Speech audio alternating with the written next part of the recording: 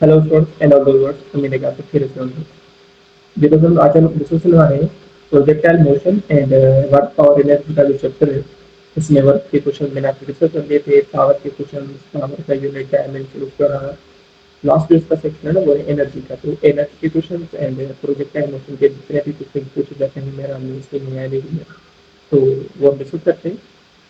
सबसे पहले देखें थोड़ा हम प्रोजेक्टाइल मोशन को डिस्कस करते हैं। सबसे पहले देखो प्रोजेक्टाइल मोशन जो होता है ना वो कुछ इस पैटर्न का होता है ना। Projectile motion two dimensional motion होता है इस तरीके से कोई भी ऑब्जेक्ट अगर टू डायमेंशनल मोशन में से किसी भी चीज को अगर हम थ्रो करेंगे तो वो इस पैटर्न से आती है। ठीक है। अच्छा, जब ऑब्जेक्ट टू डायमेंशनल मोशन में ये जो पाथ होता है ना इस पाथ को कहते हैं पैराबोलिक पाथ। हमेशा याद हो प्रोजेक्टाइल मोशन का पाथ जो होता है वो कौन सा होता है? पैराबोलिक। ठीक है। Path of projectile motion is parabolic, वो पैराबोलिक होता है। इसके अलावा जो ऑब्जेक्ट ये डिस्टेंस जो हॉरिजॉन्टल एक्सिस में डिस्टेंस कवर करता है इसे हम कहते हैं range. Range means distance of the projected object in horizontal path. ठीक है। ये जो ऊपर कितना ऑब्जेक्ट गया है इसको हम कहते हैं हाइट। ठीक है। ये होती है हाइट।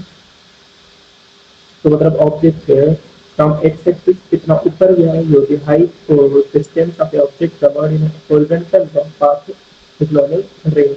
ठीक है।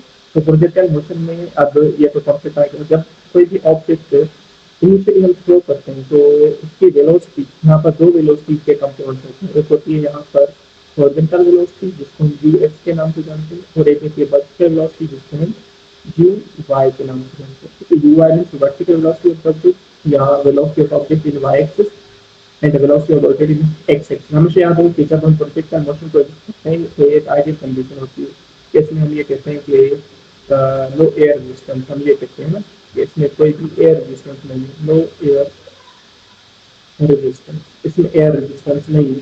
अगर एयर रेजिस्टेंस नहीं होगी तब प्रोजेक्टाइल मोशन में पास होता है, पैराबोलिक पास होता है। अगर एयर रेजिस्टेंस होगी तो फिर कंट्रारी के होता है। देखा है हम ये कहते हैं कि यहाँ पर कंडीशन है आइडियल कंडीशन होती है तो यहाँ पर एयर रेजिस्टेंस को हम नेग्लेक्ट करते हैं बाय नेग्लेक्टिंग एयर रेजिस्टेंस। तो जब ऑब्जेक्ट को थ्रो करते हैं तो उसकी हॉरिजॉन्टल वेलोसिटी यू एक्स होती है जिसको हम यू cos थीटा के नाम से जानते हैं। जैसे हम मैंने आपको वेक्टर्स में भी पढ़ाया था कि हम इससे कंपोज का मैथ है।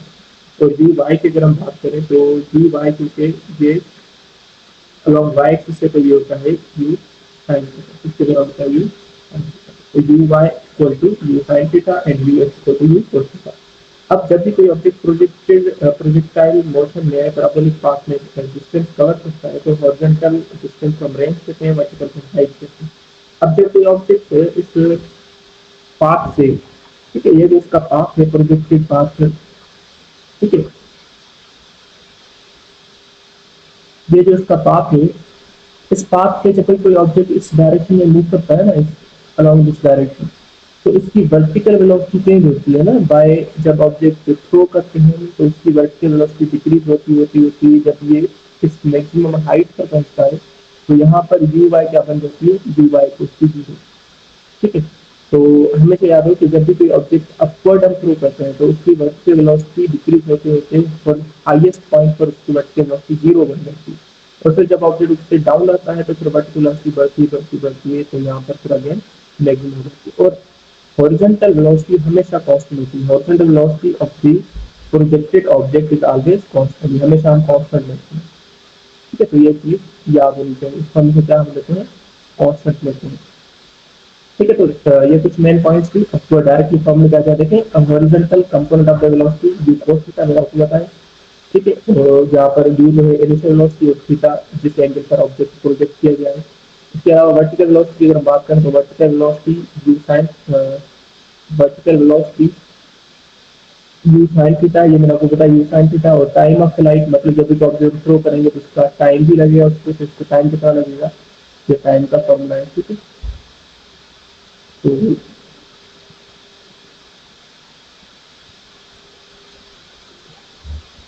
ठीक है सर, तो ये कुछ इंपॉर्टेंट चीजें थी जो मैंने आपको बताई। टाइम ऑफ फ्लाइट का ये फॉर्मूला आपको आना चाहिए।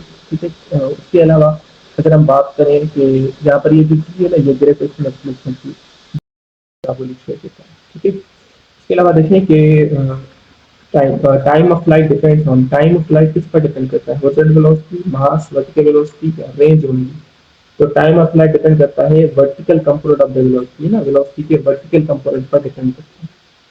ठीक है, तो ये इंपॉर्टेंट चीज है, time of flight vertical velocity पर कंपोनेंट है। तो उसके अलावा 7 क्वेश्चन देखें, ये फार्मूला बस आपको आना चाहिए, कभी कभी ये फार्मूला आ जाता है इसके लिए। क्वेश्चन नंबर 7 में एक्सीलरेशन में प्रोजेक्टाइल मोशन, प्रोजेक्टाइल मोशन में एक्सीलरेशन क्या होती है। अगर एक्सीलरेशन अगर हम बात करें कि ये प्रोजेक्टाइल मोशन है, अगर हम वर्टिकल एक्सीलरेशन की बात करें हॉरिजॉन्टल, तो हॉरिजॉन्टल एक्सीलरेशन होगी ही नहीं क्योंकि हॉरिजॉन्टल वेलोसिटी कांस्टेंट है। वर्टिकल वर्टिकल वेलोसिटी जो है ना वो डिपेंड करती है, वर्टिकल वेलोसिटी इंक्रीज होती है, डिक्रीज होती है, जीरो होती है, तो ये हम कह सकते हैं। तो हॉरिजॉन्टल एक्सीलरेशन में projectile motion is horizontal, zero, vertical या सिर्फ वर्टिकल ही होती है, वर्टिकली डाउनवर्ड ही होती है। जब भी जब भी कोई ऑब्जेक्ट अपवर्ड मूव करेगा, मतलब जब भी कोई ऑब्जेक्ट अपवर्ड मूव करेगा तब भी उसकी जो वेलोसिटी है, सॉरी एक्सेलरेशन जो है वो वर्टिकली डाउनवर्ड होती। अब कोई ऑब्जेक्ट डाउनवर्ड भी आएगा तो भी उसकी वर्टिकल वेलोसिटी और एक्सेलरेशन जो है वो डाउनवर्ड होती है, क्योंकि एक्सेलरेशन यहाँ पर ग्रेविटेशनल एक्सेलरेशन की बात नहीं होती है, ठीक है। और ग्रेविटेशनल एक्सेलरेशन चाहे ऑब्जेक्ट अपवर्ड मूव करे या डाउनवर्ड मूव करे तो वो तो डाउनवर्ड ही एक्ट करेगी, तो इसका एक्सेलरेशन है वो हमेशा क्या होती है, वर्टिकली डाउनवर्ड होती है, ठीक है। Question number 8, maximum height acceleration, maximum height पर एक्सेलरेशन किसके बराबर होती है, एक्सेलरेशन टू जी डाउनवर्ड, मतलब एक्सेलरेशन टू टू के कांस्टेंट ग्रेविटेशन एक्सेलरेशन, तो वो पूरी सेम बनेगी जो ऑब्जेक्ट आपके सरफेस पर तो दिखाया, ठीक है। इसके अलावा देखिए question number 9, the range horizontal range becomes zero, horizontal range zero कब बनेगी, जब थीटा 90 डिग्री, जब थीटा 90 डिग्री होती है। उसके अलावा ये देखें कि complementary angles, different ranges, same ranges या same height, तो कॉम्प्लीमेंट्री एंगल पर हमेशा रेंज सेम बन जाती है। अगर बात करें ना 45 डिग्री और दूसरी भी प्रोजेक्टर 45 है तो दोनों की रेंज सेम बनेगी। अगर एक 55 है तो दूसरी 35 होगी, रेंज सेम बनेगी। एक 60 है तो दूसरी 30 है तो रेंज सेम बनेगी। मतलब ऐसी एंगल जिन दोनों का सम 90 डिग्री हो तो ऐसी एंगल पर हमेशा रेंज सेम बन जाती है, ठीक है। तो यहाँ पर साइन जो होता है ठीक होता है, देखते हैं the SI of range, range कैसा है, मीटर की रेंज में हाइट, तो साइड मीटर ही होगा। इसके अलावा क्वेश्चन नंबर 12 का प्रोजेक्टाइल है zero horizontal velocity, horizontal velocity zero, तो हॉरिजॉन्टल वेलोसिटी जो है चाहे जीरो होगी, ये कभी भी जीरो नहीं है, हॉरिजॉन्टल वेलोसिटी जीरो होती है, हॉरिजॉन्टल वेलोसिटी हमेशा कांस्टेंट होती है, ये जीरो नहीं होती, ठीक है।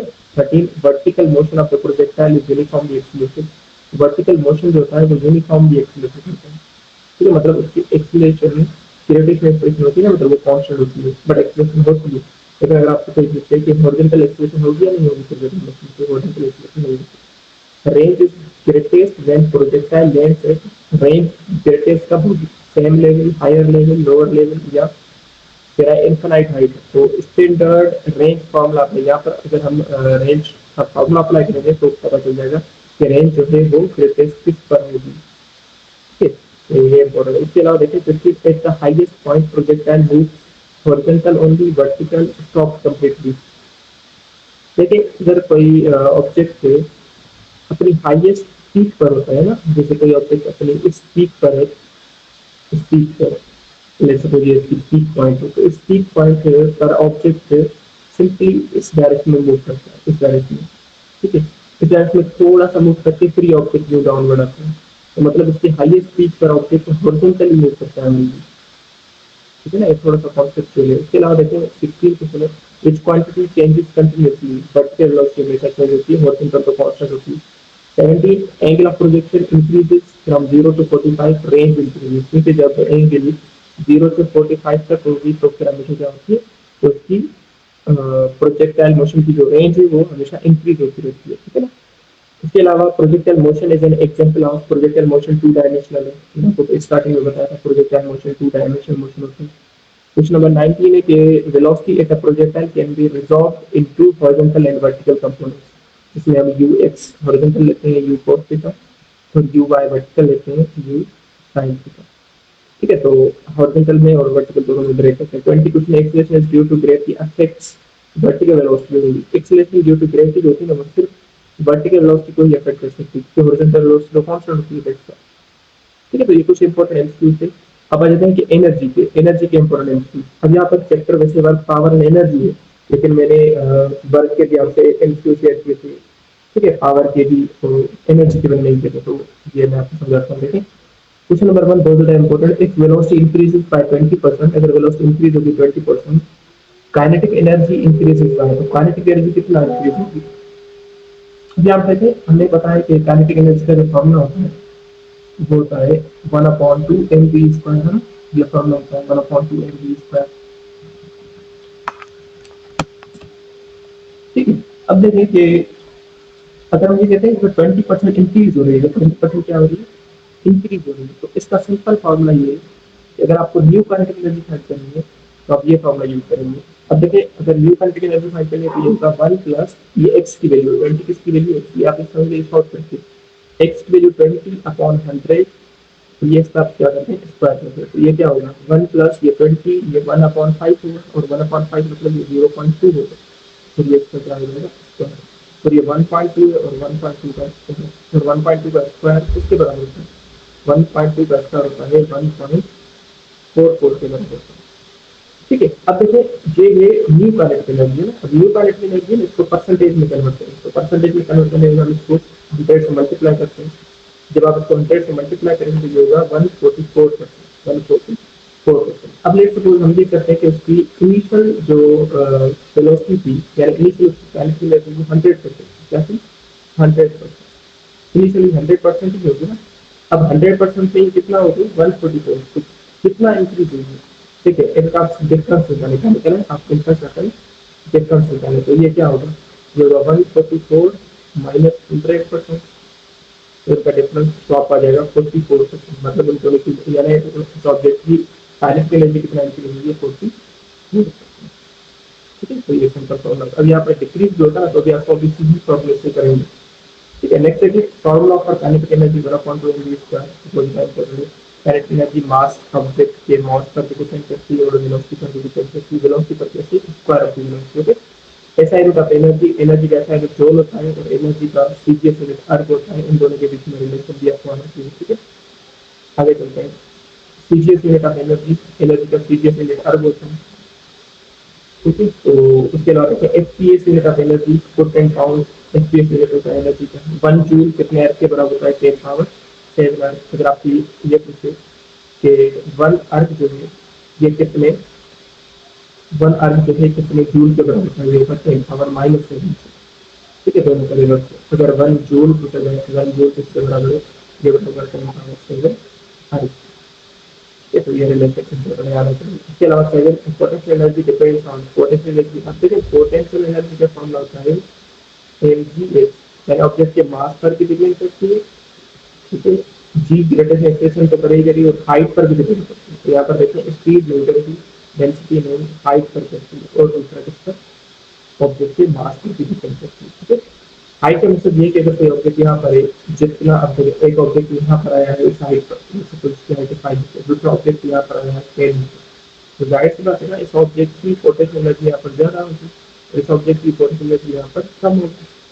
सिंपल सी चीजें हैं।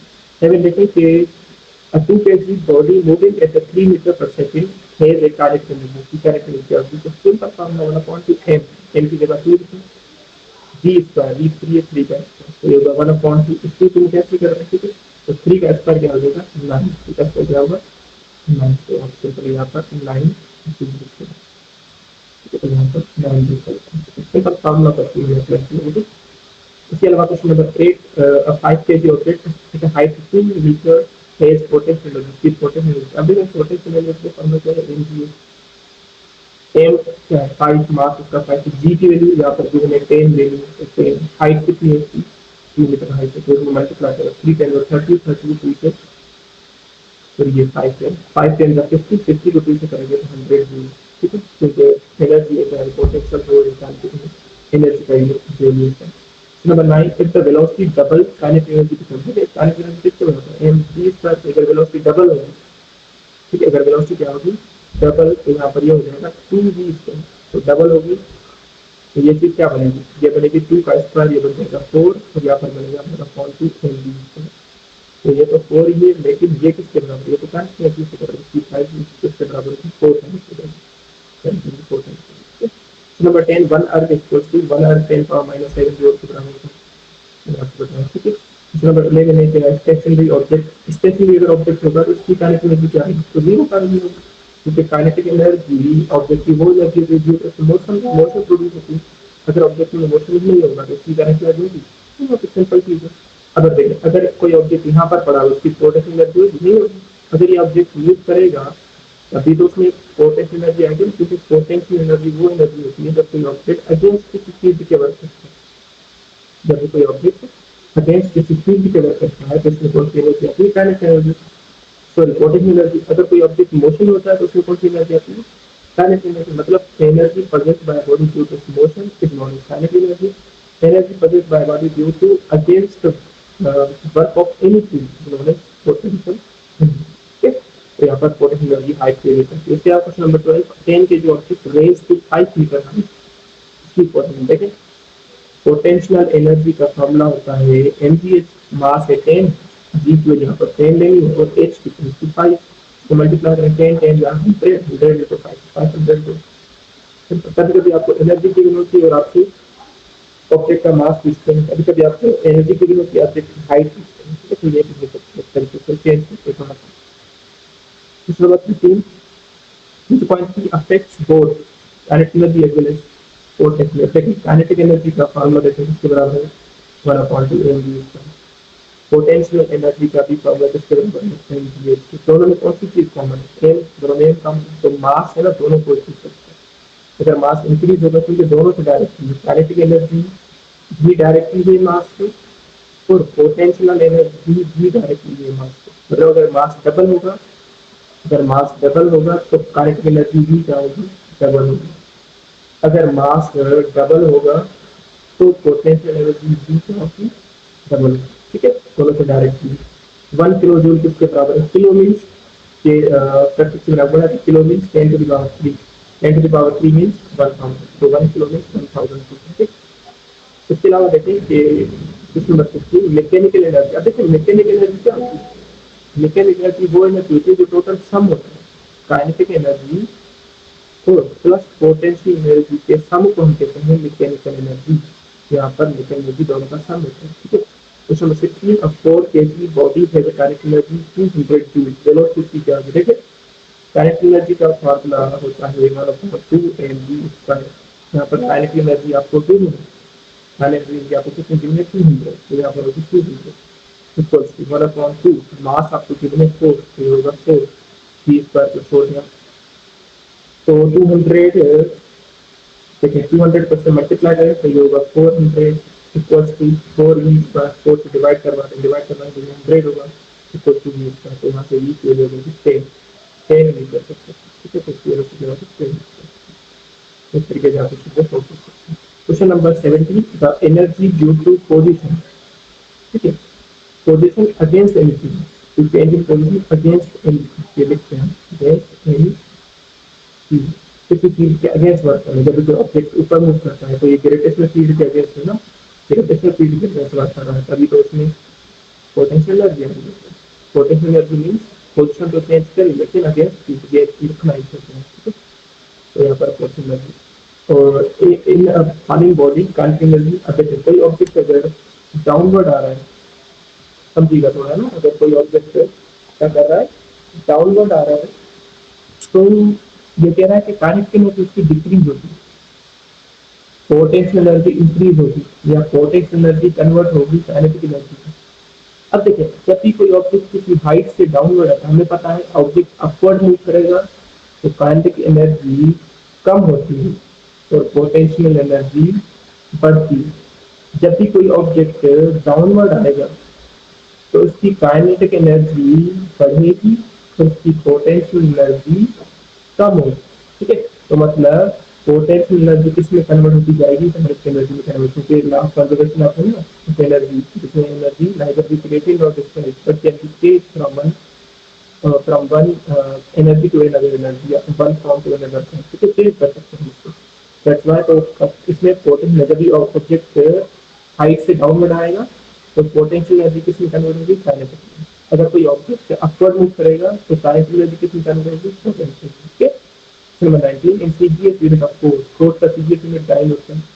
FPS unit of force, force का SI यूनिट पाउंड होता है। ठीक है, फोर्स का SI यूनिट क्या होता है? पाउंड। ठीक है, तो ये कुछ इंपॉर्टेंट क्वेश्चन से related kinetic energy, potential energy. अब याद रखें पोटेंशियल एनर्जी है उसकी डायमेंशन भी सेम ही बनेगी वर्क की, ml स्क्वायर की पावर माइनस टू। ठीक है, और उसका यूनिट भी सेम ही बनेगा वर्क वाला भी। ठीक है, तो अगर आपसे कोई पूछे काइनेटिक एनर्जी की डायमेंशन में तो वही होगी जो पोटेंशियल एनर्जी होगी। तो आपको देखिए पोटेंशियल एनर्जी का यूनिट होगा वही होगा जो हमने सिंपल पढ़ा है एनर्जी वाला यूनिट। ठीक है, तो ये चैप्टर था आपका, इसमें इंपॉर्टेंट क्वेश्चन थे मैंने आपसे डिस्कस किए। अब आगे वाले जो आपके चैप्टर्स होंगे ना वो आप आ जाएंगे इलेक्ट्रिसिटी वाले। ठीक है, जिसमें charge, current, electricity, capacitor, inductance, resistance, इसके कुछ आता है तो वो हम डिस्कस करेंगे सर। अब यहाँ पर जो आपके सामने जो आपकी मैकेनिक्स की जो सेक्शन था आपका फिजिक्स था वो हमने कवर कर लिया। फिर आगे जो है इलेक्ट्रिसिटी भी पढ़ेंगे, आगे मॉडर्न फिजिक्स है जो वो भी हम करेंगे। उसके बाद फिर आगे हम क्लास में करके मिलते रहेंगे। ठीक है, तो मुझे के लेक्चर आपको समझ में आ गया। ये जो इंस्टीट्यूट मैंने आपसे शेयर की अपने पास लिखने जरूरी है, अच्छे से प्रैक्टिस करें। ठीक है, तो मिलते हैं